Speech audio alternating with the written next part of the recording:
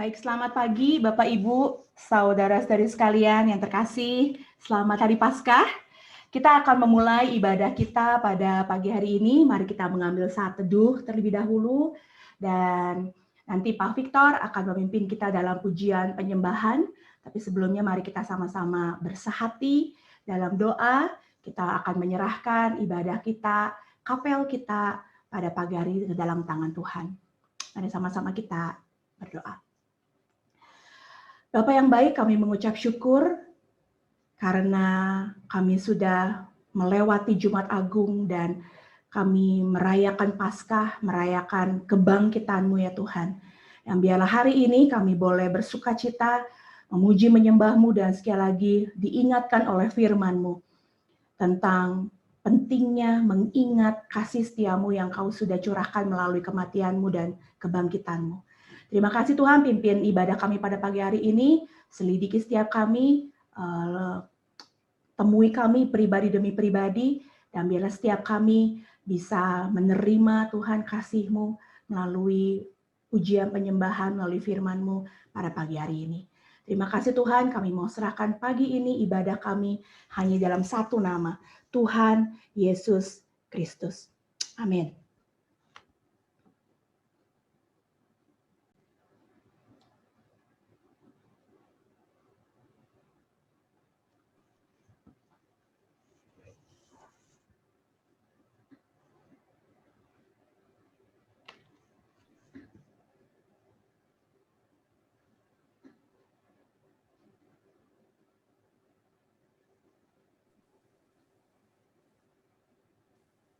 Jawab Yesus, akulah kebangkitan dan hidup. Barang siapa percaya kepadaku, ia akan hidup walaupun ia sudah mati. Dan setiap orang yang hidup dan yang percaya kepadaku tidak akan mati selama-lamanya. Percayakah engkau akan hal ini?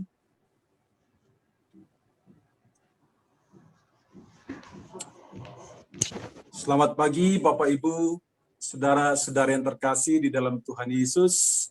Shalom. Puji Tuhan, kita naikkan syukur kita pada hari ini. Kalau kita diberikan lagi satu kesempatan untuk bersama-sama bersukacita merayakan hari Paskah kita. Hari Paskah Tuhan Yesus, hari kebangkitannya.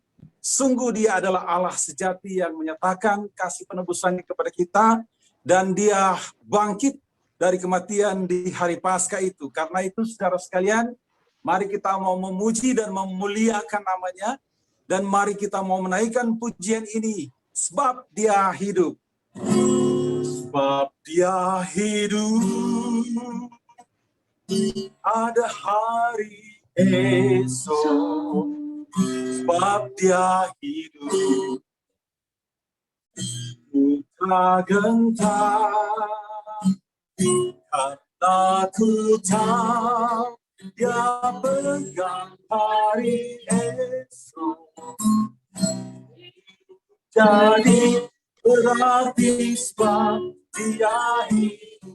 Anak Allah Yesus namanya. Anak Allah Yesus namanya, menyembuhkan.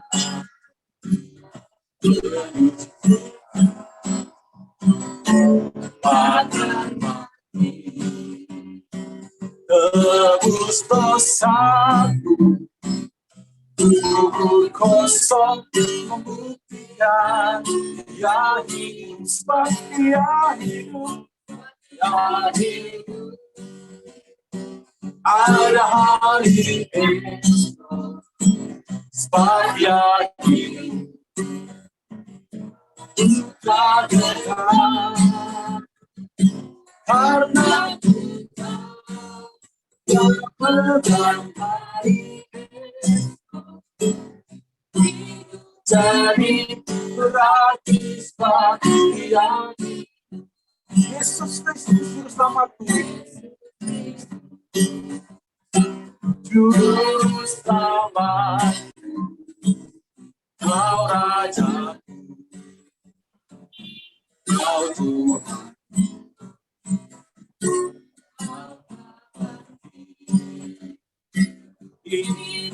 selamanya dan memerintah atas bumi sebagai raja setia hidup, setia hidup. Ada hari esok setia hidup. Kita tahu karena ku tahu yang menyamai itu jadi berarti sebab dia hidup. Sebab dia hidup, sebab dia hidup. Ada hari esok sebab dia hidup. Kita gentar karena ku tahu dia pedang hari esok.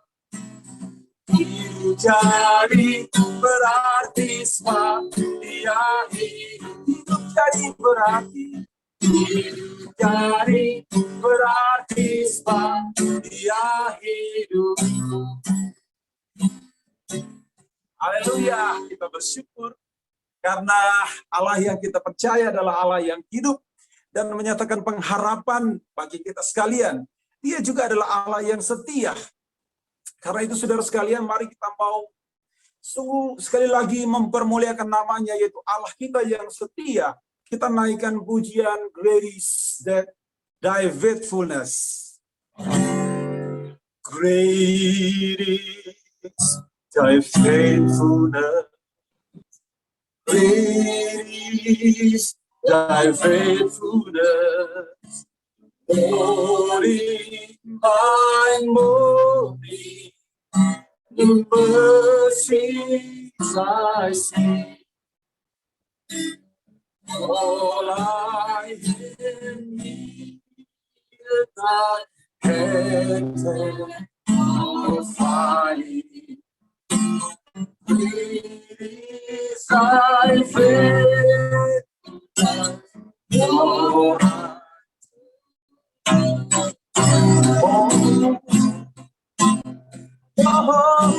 Sekali lagi sekalian, mereka menyanyikan. Great is thy faithfulness, oh God, my Father. There is no shame of thee. Thou takest not thy compassion, as thou hast been thou forever.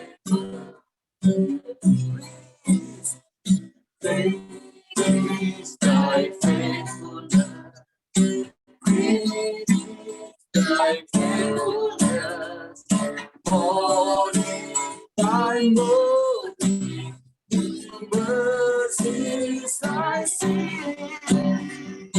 All I can need, thy hand provide. Great is thy faithfulness, Lord, unto me. Katakan besar setiamu Bapa. Besar setiamu Allah Bapa. Besar anugerah-Mu melimpahlah, takkan berkurang dan tiada berubah. Besar setiamu Bapa, besar setiamu, besar setiamu, besar setiamu, setiap hari mulia kasih setiamu kekal setia. Besar setiamu kepadaku. Great thy faithfulness. Great thy faithfulness. Morning by morning, new mercies I see. All I have needed, thy hand provide. Great is thy faithfulness. Great is thy faithfulness. Great is thy faithfulness. Lord, unto me.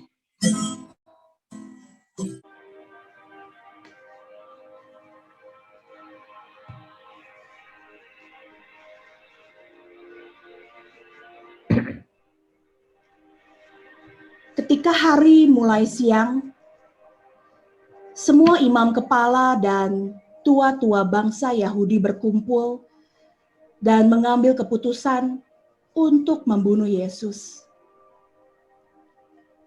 Mereka membelenggu dia, lalu membawanya dan menyerahkannya kepada Pilatus, wali negeri itu. Karena mereka sudah berkumpul di sana, Pilatus berkata kepada mereka, "Siapa yang kamu kehendaki kubebaskan bagimu? Yesus Barabas atau Yesus yang kamu sebut Kristus?" Dan seluruh rakyat itu menjawab, "Biarlah darahnya ditanggungkannya atas kami dan atas anak-anak kami." Lalu ia membebaskan Barabas bagi mereka. Tetapi Yesus disesahkannya lalu diserahkannya untuk disalibkan. Kemudian serdadu-serdadu wali negeri membawa Yesus ke gedung pengadilan, memanggil seluruh pasukan berkumpul, mengepung Yesus. Mereka menanggalkan pakaiannya, mengenakan jubah ungu kepadanya. Mereka menganyam sebuah mahkota duri, menaruhnya di atas kepalanya, lalu mengolok-olok. Katanya, "Salam, hai Raja orang Yahudi." Mereka meludahinya dan mengambil dan memukul kepalanya.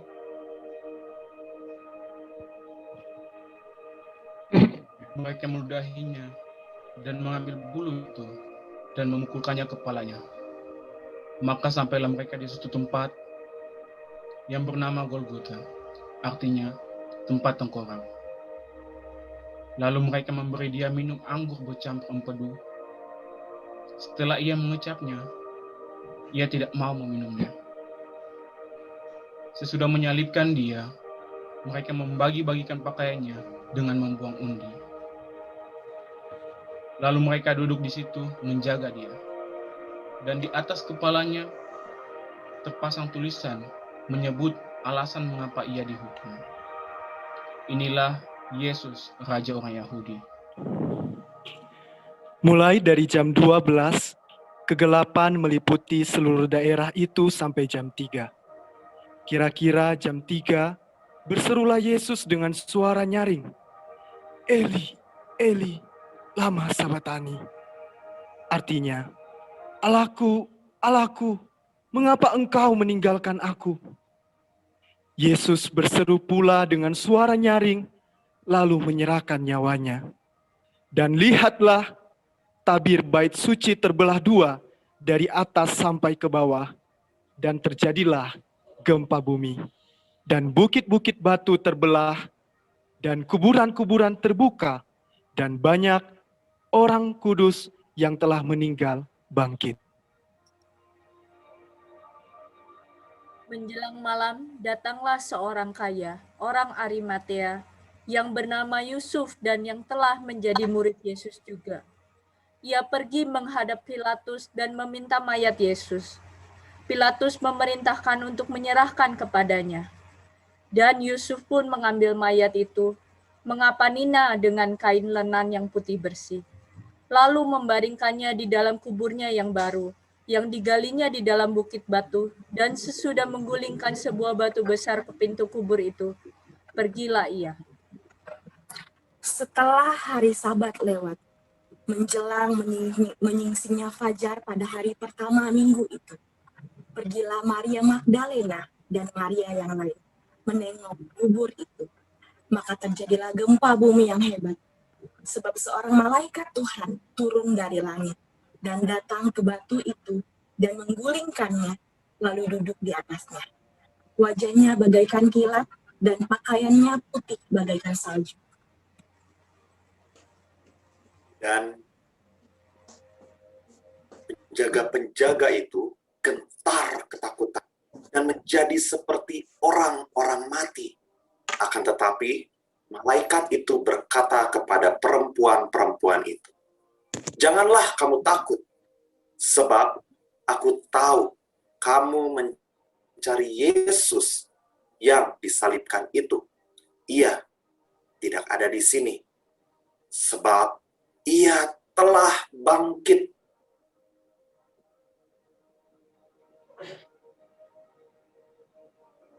Samalah dikatakannya.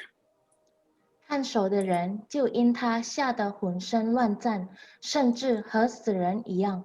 天使对妇女说：“不要害怕，我知道你们是寻找那钉十字架的耶稣，他不在这里，照他所说的，已经复活了。”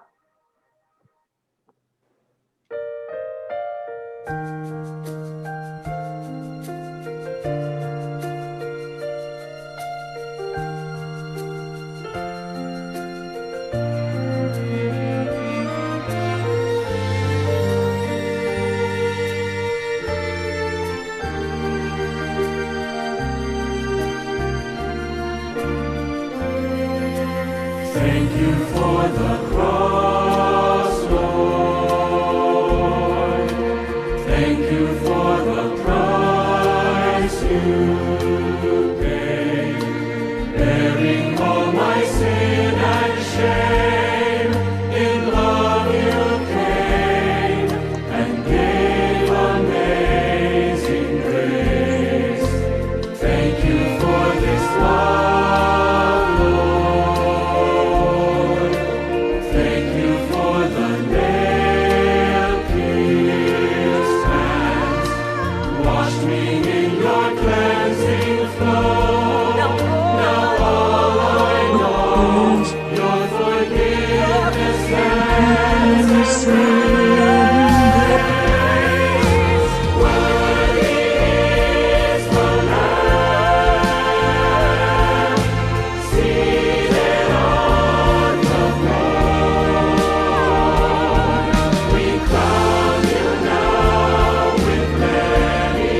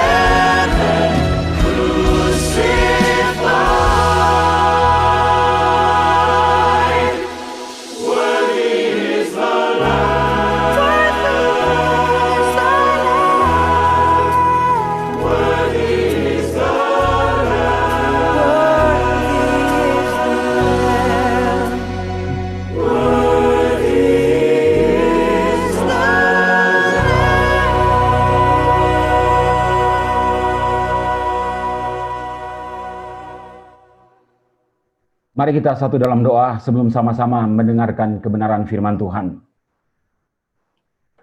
Allah Bapa di sorga yang kami sapa dan kenal di dalam nama Tuhan kami Yesus Kristus. Kami meninggikan Engkau, memuja, mengagungkan Engkau ya Tuhan. Sebab Engkau Allah yang kekal dan suci mulia adanya. Telah berinkarnasi turun ke dalam dunia ini. Mati di kayu salib. Dan kami memuji Tuhan, sebab Engkau tidak diam dalam kuburan. Engkau bangkit pada hari yang ketiga, membuktikan bahwa Engkau adalah Tuhan yang hidup, Tuhan yang kekal selamanya. Bapa di sorga, kami rindu jamahan Tuhan melalui kebenaran firman Tuhan pada pagi hari ini. Mari Tuhan menyapa kami, menguatkan iman kami sekali lagi, dengan kami boleh menghayati, memaknai, dan aplikasikan dalam kehidupan kami akan makna kebangkitan Kristus dari antara orang mati. Berfirmanlah ya Tuhan, kami siap mendengarnya. Dalam nama Tuhan Yesus Kristus kami panjatkan doa ini. Amin. Teman-teman mahasiswa, Bapak Ibu dosen yang saya kasih dalam Tuhan, pertama-tama saya mengucapkan selamat Paskah. Kiranya Paskah tahun ini boleh memberikan kita kekuatan senantiasa di dalam mengiring Tuhan, iman yang senantiasa kita pelihara, karena kita tahu Tuhan kita hidup. Tuhan hidup dulu, sekarang, dan sampai selama-lamanya. Saudara-saudara, saya akan berkhotbah dengan tema signifikansi kebangkitan Yesus. Saya membaca satu ayat sebagai dasar khotbah dan perenungan firman Tuhan saya. Tadinya sudah dibacakan sebetulnya, hanya saya akan ulangi sekali lagi satu ayatnya saja dari Yohanes pasal yang ke-25. Maaf, Yohanes pasal 11 ayatnya yang ke-25. Saya akan bacakan ayat ini bagi kita semuanya. Jawab Yesus, "Akulah kebangkitan dan hidup. Barang siapa percaya kepadaku, ia akan hidup walaupun ia sudah mati." Saudara-saudara, sampai sejauh demikian pembacaan firman Tuhan. Kita yang berbahagia ialah mendengarkan firman Tuhan, bertekad menyimpan dalam hati, lalu mengaplikasikan firman itu dalam kehidupan kita hari lepas hari. Saudara-saudara, pada tahun 440, ada seorang paus yang bernama Leo Agung. Leo Agung ini mengatakan bahwa Paskah menjadi sebuah peristiwa yang sangat penting di dalam iman Kristen. Karena itu dia menyebut Paskah dengan sebutan Latin Festum Festorum. Artinya Paskah ini merupakan puncak dari karya agung Allah yang berinkarnasi jadi manusia, yaitu di dalam diri Yesus Kristus. Saudara-saudara, dari kelahiran yang kita kenal dengan Natal, kemudian pelayanan kehidupan Kristus, lalu ketika dia masuk di dalam jalan penderitaan atau Via Dolorosa, sampai dia mati di kayu salib, dan semua itu memuncak pada hari Paskah, di mana Kristus mati di salib, dia dikuburkan, tapi pada hari yang ketiga bangkit dari kematian. Karena itu saudara-saudara, bagi iman Kristen, kebangkitan Kristus ini menjadi sebuah momentum yang begitu penting dan begitu amat sangat penting. Mengapa demikian? Saudara, Paulus juga mengatakan hal yang sama. Misalnya ketika kita baca di dalam 1 Korintus pasal 15 ayat 12 sampai dengan ayat yang ke-18. Paulus berkata demikian, saudara-saudara. Jika seandainya, ini perkiraan Paulus yang berandai-andai begitu, Kristus tidak dibangkitkan, maka sia-sialah pemberitaan Injil kami. Saya mau sederhanakan, saudara-saudara, ketika Paulus berkata kalau sekiranya atau jika Kristus tidak dibangkitkan, maka kita menginjili itu sia-sia. Kita PI pribadi sia-sia. Kita melakukan pelayanan misi, baik misi dalam konteks dekat sampai pergilah ke ujung bumi. Sia-sia, kenapa? Karena kita menginjili, melayani orang yang mati, tidak bangkit dari kematian. Lalu yang kedua, Paulus mengatakan di bagian nats yang sama. Dia katakan demikian bahwa jikalau Kristus tidak dibangkitkan, maka sia-sia imanmu. Kenapa demikian, saudara-saudara? Karena kita percaya kepada Allah yang mati, saudara-saudara. Ini hampir sama dengan agama-agama yang lain. Tuhan yang mereka percaya adalah Tuhan yang mati, tidak bangkit dari kematian. Refleksi iman kita itu misalnya di dalam membaca Alkitab pagi-pagi saat teduh, omong kosong semua itu, saudara-saudara. Kita mungkin beribadah juga, kita mungkin berdoa, misalnya pagi, siang, malam. Kalau Kristus tidak bangkit, sia-sia iman percayamu itu. Karena engkau percaya kepada yang mati, yang tidak pernah dibangkitkan. Lalu yang ketiga, pentingnya kebangkitan, Paulus juga mengatakan di dalam nats yang sama dari 1 Korintus pasal 15, yaitu jika Kristus tidak dibangkitkan, maka tidak ada kebangkitan kita. Untuk apa kita berharap di balik kematian ada kehidupan yang kekal? Untuk apa kita bicara sorga yang mulia? Kalau Kristus tidak bangkit, maka tidak ada kebangkitan kita. Saudara-saudara, pentingnya Paskah di dalam iman Kristen itu juga kita lihat di dalam nats yang kita baca tadi. Saudara-saudara, nats yang kita baca tadi itu adalah satu bagian daripada perkataan Tuhan Yesus, dari 7 perkataan Tuhan Yesus tentang dirinya siapa. Saudara, kita tahu Yohanes mencatat dengan apa yang telah difirmankan oleh Tuhan, berkata, akulah roti hidup, akulah terang dunia, akulah pintu, akulah gembala yang baik, akulah jalan, kebenaran dan hidup, akulah pokok anggur yang benar. Saudara-saudara, kalau kita perhatikan, itu ada di slide saya, saudara-saudara, ke-7 ungkapan tentang karakter Kristus itu, 6 yang diungkapkan itu dalam bahasa simbolis. Tetapi Tuhan Yesus berkata melalui firman di dalam Yohanes itu, akulah kebangkitan dan hidup. Itu bukan simbolis. Maka itu saya mau katakan seperti Paulus tadi, mengandai-andai, kira-kira. Tuhan Yesus berkata apa? Akulah roti hidup. Tetapi rotinya mati atau gosong, kira-kira begitu. Akulah gembala yang baik. Tapi gembala yang baik itu mati, tidak bangkit, saudara-saudara. Bukankah dia akan sama dengan pemimpin agama yang menekankan moralitas dan etika karena tidak bangkit? Lalu sudah saya kasih contoh lagi. Dia mengatakan, akulah pokok anggur yang benar. Kalau pokok itu menjadi layu dan kering, mati. Untuk apa kita ranting yang menempel di pokok itu, saudara-saudara? Karena pokoknya mati, tidak hidup selama-lamanya. Saudara-saudara, karena itu bagi saya ungkapan-ungkapan, gambaran-gambaran analogi tentang akulah, aku adalah, ego emi dalam bahasa Yunani, atau bahasa Ibrani anihu, saudara-saudara. Itu merujuk dan memusat kepada akulah kebangkitan dan hidup.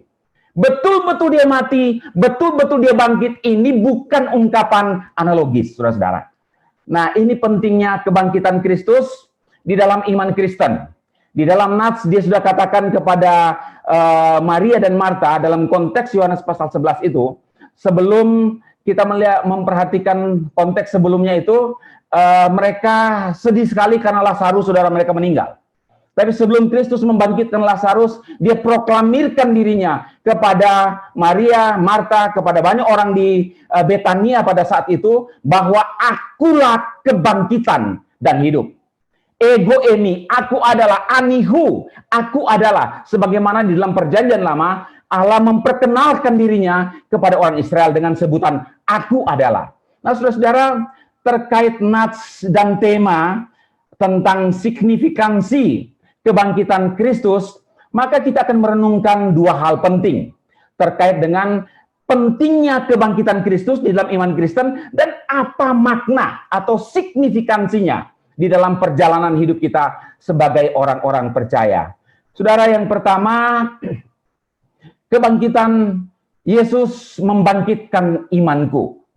Saudara-saudara, sekali lagi di dalam nats Tuhan Yesus mendeklarasikan dirinya, I am the resurrection of the life. Akulah kebangkitan dan hidup itu. Saudara-saudara, dia mendemonstrasikan perkataan dia di dalam Yohanes pasal yang ke-11 dengan membangkitkan Lazarus. Dia bangkitkan Lazarus, Lazarus butuh kuasa dari luar, yaitu kuasa dari Tuhan, kuasa dari Kristus untuk membangkitkan Lazarus yang sudah mati 4 hari. Tetapi apakah ketika Tuhan Yesus berbicara, akulah kebangkitan dan hidup, dia butuh kuasa dari orang lain? Tidak, saudara-saudara. Kuasa Allah lah yang membangkitkan dia, dengan keilahiannya yang 100% itu, dia bangkit dari kematian, mengalahkan maut, mengalahkan iblis, dan mengalahkan dosa umat manusia. Nah, saudara-saudara, disinilah menjadi titik istimewanya iman Kristen. Dari aliran kepercayaan lain, dari berbagai macam agama, disinilah keistimewaan kekristenan, yaitu terletak pada Kristus mati tapi bangkit dari kematian. Nah, saudara-saudara, keistimewaan kebangkitan Kristus di dalam iman Kristen ini juga sekaligus menjadi sebuah penolakan terhadap kebangkitan Kristus itu sendiri.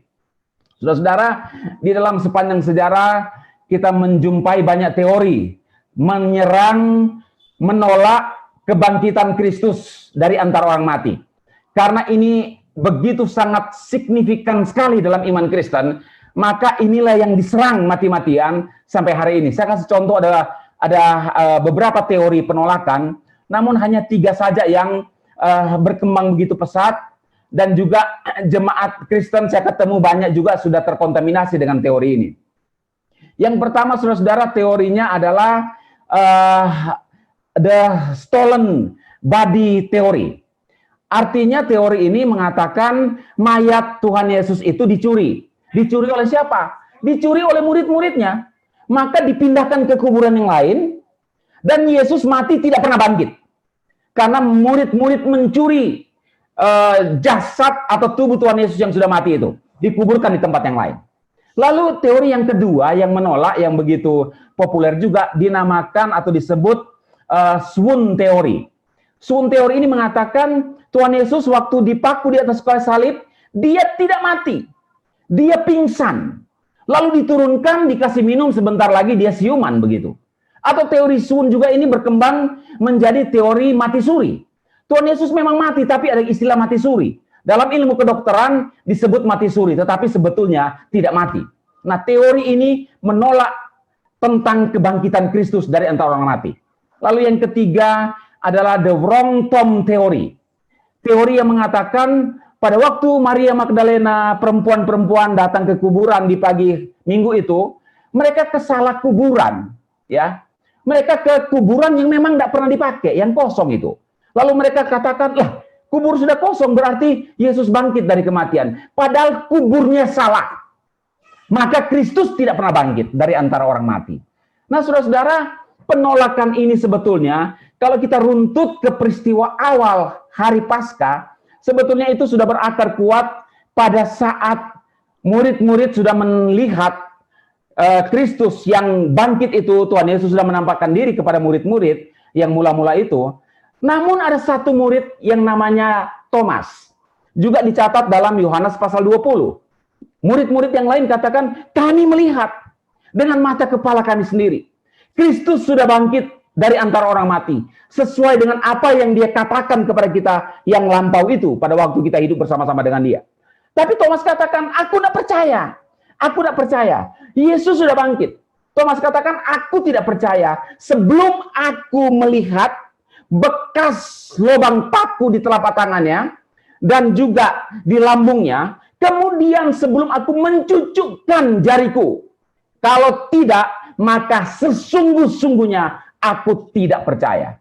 Nah, saudara-saudara, kemudian Tuhan Yesus menampakkan diri kepada Thomas. Lalu Tuhan Yesus hanya bicara satu hal kepada Thomas. Di sini inti kebangkitan Kristus, signifikansinya buat kita terkait iman percaya kita kepada Tuhan Yesus. Tuhan Yesus berkata, Thomas, cucukkan jarimu di tanganku dan di lambungku. Tetapi aku berkata kepadamu, berbahagialah mereka yang percaya sekalipun tidak melihat. Di sini iman Thomas diputarbalikkan oleh Tuhan melalui kebangkitannya. Apa maksudnya, saudara-saudara? Thomas dan murid-murid yang lain pasti punya iman seperti itu. Aku tidak lihat, nggak mungkin aku percaya. Sebelum aku ada bukti mencucukkan jariku ke lubang paku di tangannya, aku tidak percaya.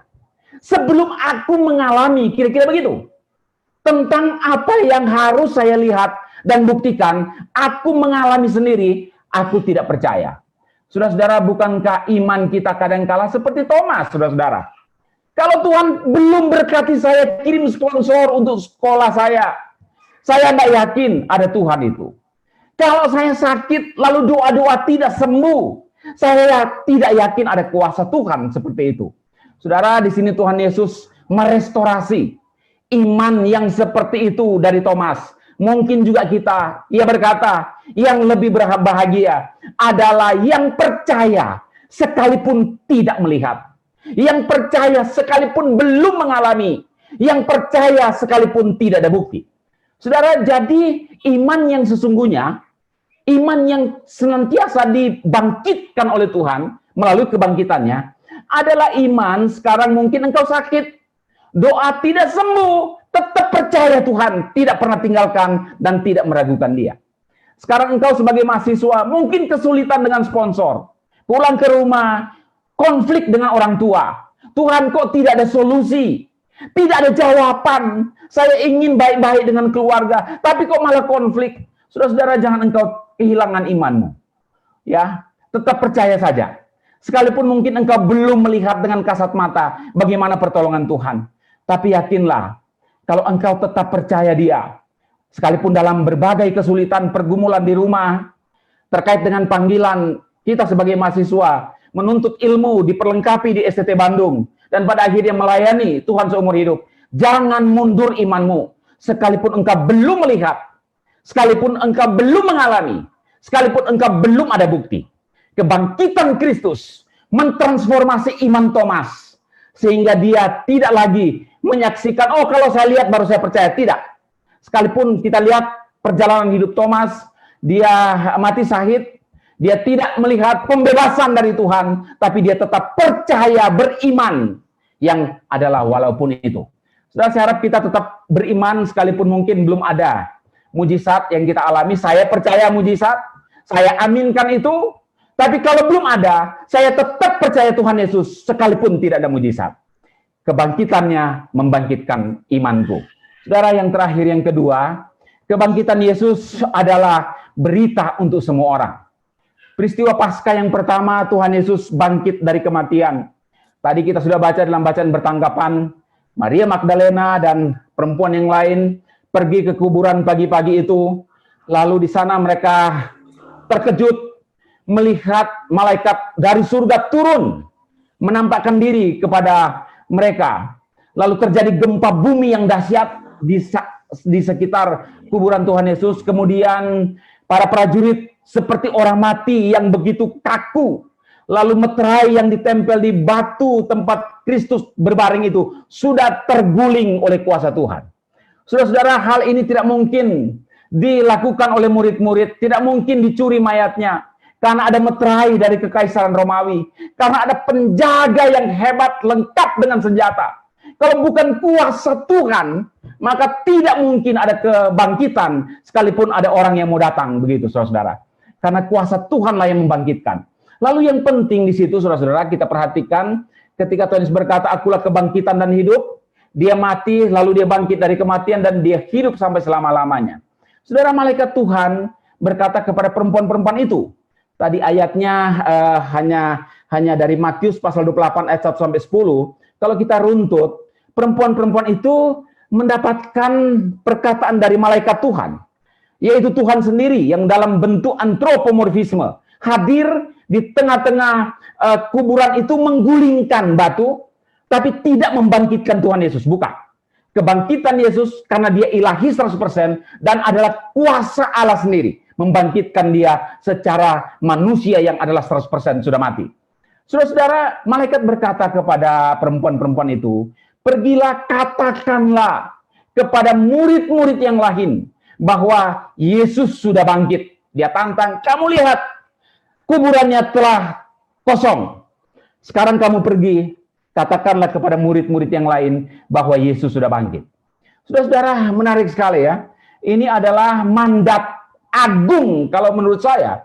Mandat agung bagaimana Tuhan sendiri dalam bentuk antropomorfisme. Dia menyuruh perempuan-perempuan ini untuk memberitakan kebangkitannya. Lalu yang kedua, saudara-saudara, murid-murid atau perempuan-perempuan ini bertemu dengan Tuhan Yesus.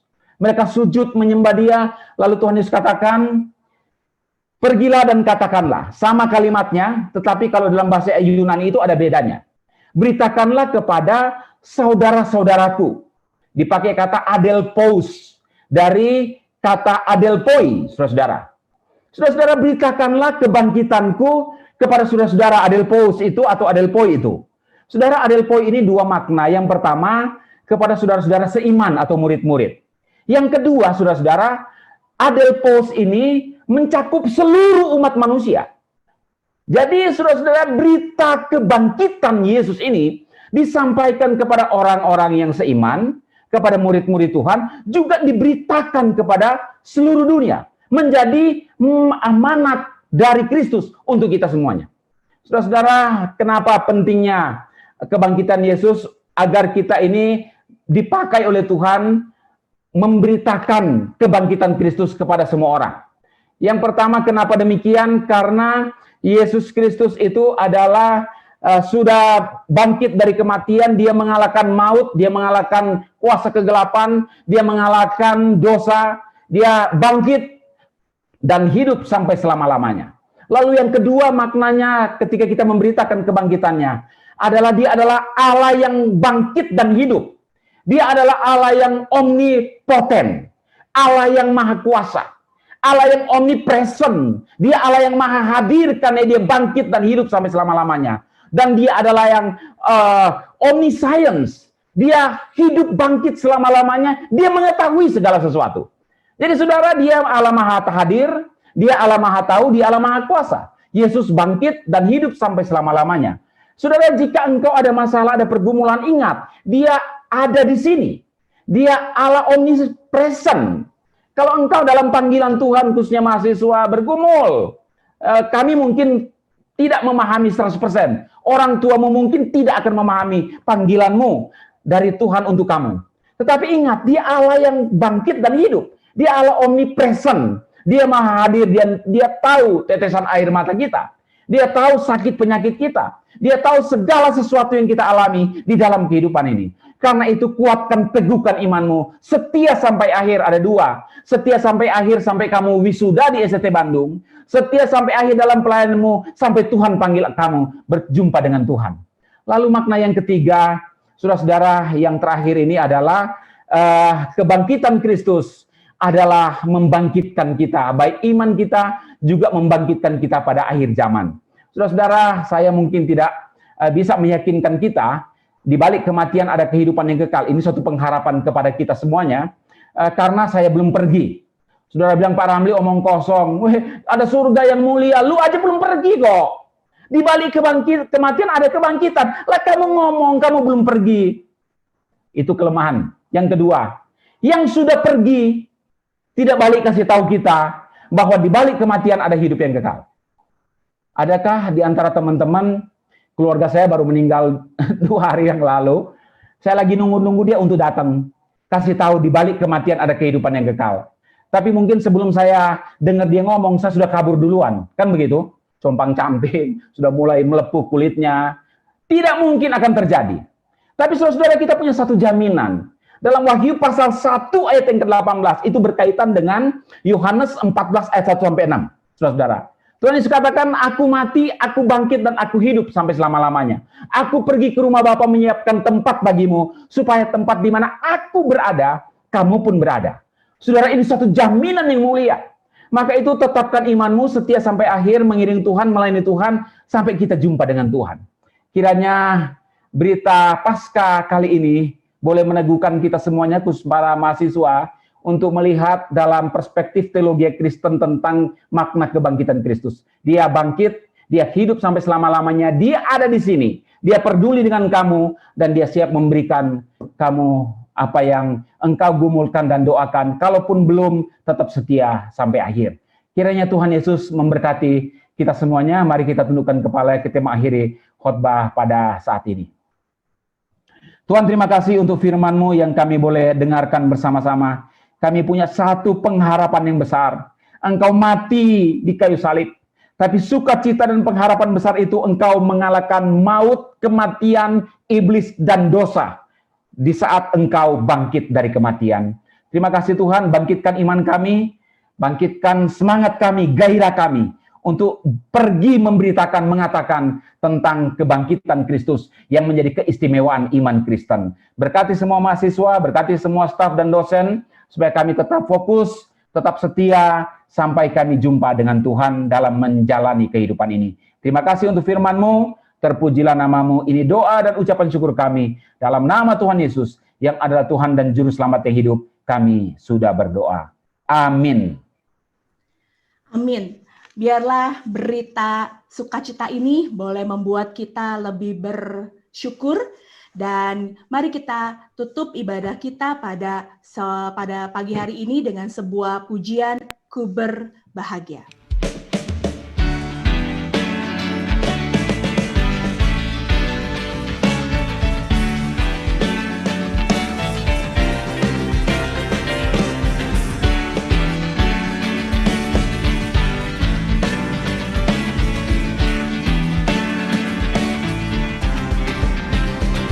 Berbahagia, yakin teguh, Yesus sama di kepunyaanku. Aku warisnya, ku ditebus, ciptaan baru, Roh Kudus. Aku bernyanyi bahagia, memuji Yesus selamanya. Aku bernyanyi bahagia, memuji Yesus selamanya.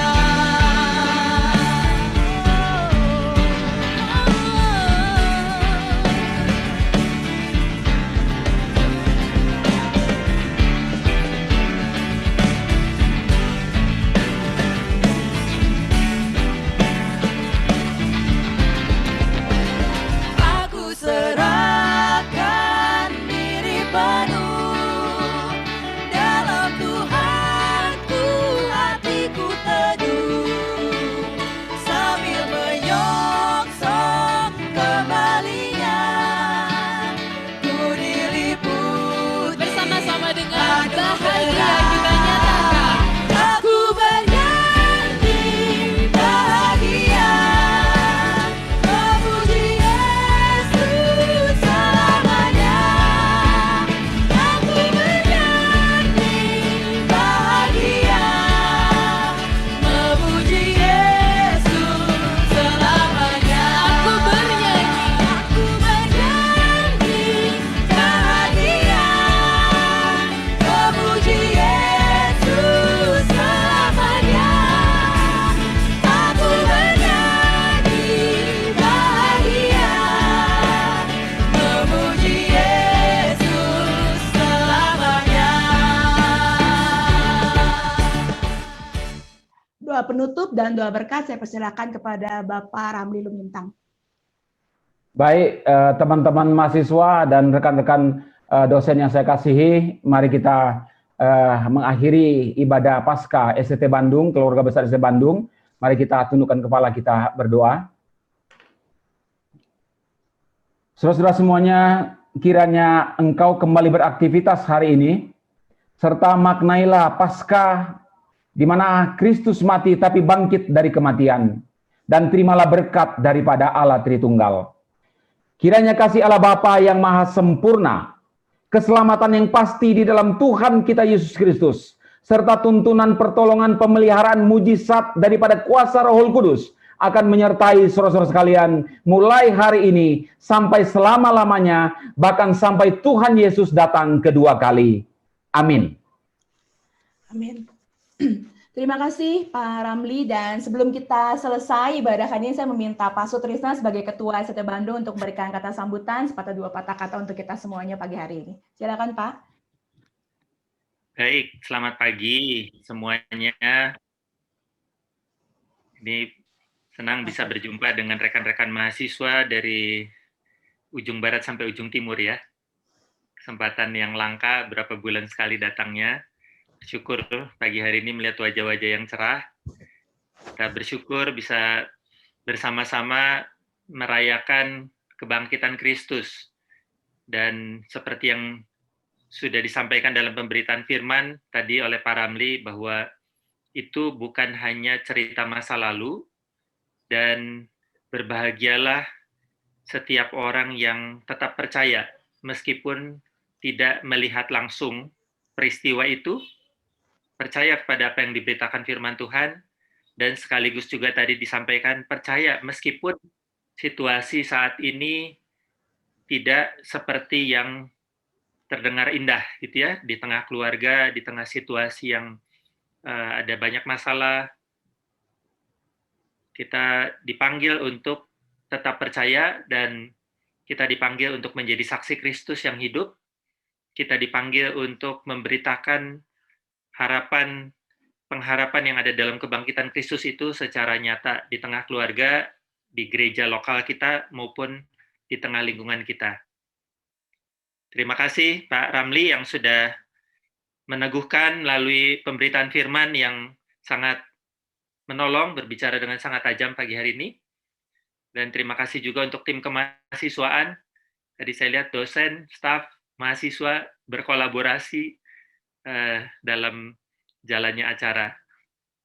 Ya, kita bersyukur untuk kesempatan fellowship melalui acara ini, meskipun yang kelihatan adalah kotak-kotak semuanya ya, tapi bisa ada fellowship dalam liturginya, dalam berbagai hal tadi. Dan kita menantikan proses vaksinasi dari pemerintah bisa berjalan dengan lancar. Kita sangat berharap, sedang ancang-ancang, tapi tetap melihat situasi. Kalau semuanya lancar, kita berharap Agustus semester yang baru, teman-teman bisa hadir di kampus STTB. Kita doakan supaya proses vaksinasi dari pemerintah bisa lancar. Ini kami seluruh tim, dosen, staf, karyawan yang ada di STTB sedang menunggu dari Dinkes. Jadi pendaftaran sudah masuk, dan kalau lihat jadwal dari pemerintah, kalau jadwal dari Mendikbud itu tidak meleset, maka mungkin untuk tim dosen, staf, dan karyawan sekitar bulan Mei, paling lambat awal Juni, vaksinasinya sudah berlangsung. Nah, kita doakan juga supaya teman-teman mahasiswa juga bisa mendapatkan vaksinasi pada waktunya, karena yang butuh vaksinasi kan bukan cuma dosen, staf, dan karyawannya, tapi teman-teman yang mau tinggal di kampusnya ya.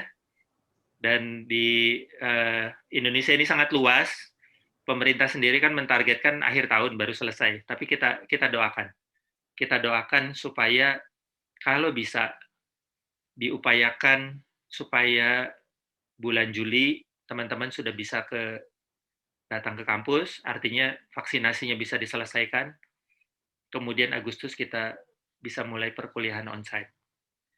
Ada banyak kompleksitas yang sedang disiapkan, kami sedang mulai memikirkan, mulai menyiapkan beberapa hal, nanti juga ada kejutan-kejutan, kalau sudah nyampe di kampus kembali, ada hal-hal yang baik, bukan hanya kembali ke masa lalu, tapi ada hal yang baik untuk masa depan. Jadi kita doakan.